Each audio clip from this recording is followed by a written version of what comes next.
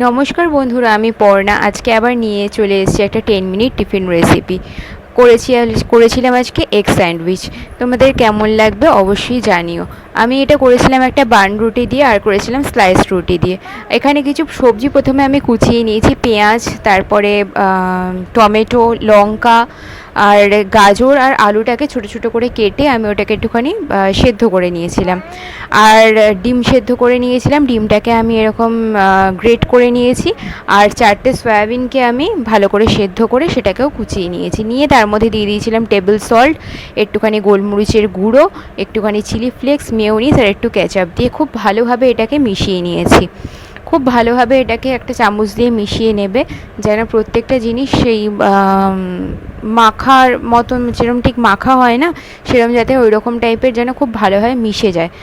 তারপরে আমি বান রুটিটাকে মাঝখান থেকে কেটে আমি একটুখানি বাটার লাগিয়ে আমি ওটাকে সেঁকে নিয়েছি একটা তাওয়াতে। তারপরে এই বান রুটিটার মাঝখানে ওই আমি যে মিক্সচারটা রেডি করে রেখেছিলাম বান রুটির মাঝখানে ওটা লাগিয়ে বা ভালোভাবে ওটাকে স্প্রেড করে নিয়ে কিন্তু সেঁকে নিলেই কিন্তু আমাদের একটা স্যান্ডউইচ রেডি হয়ে যাবে। আবার আমি স্লাইসগুলোকেও সেমভাবে একটুখানি বাটার লাগিয়ে নিয়েছি। বাটার লাগিয়ে একটা তাওয়ার মধ্যে সেটাকে খুব ভালোভাবে সেঁকে নিয়েছি। সেঁকে নিয়ে ওটার মাঝখানেও কিন্তু আমি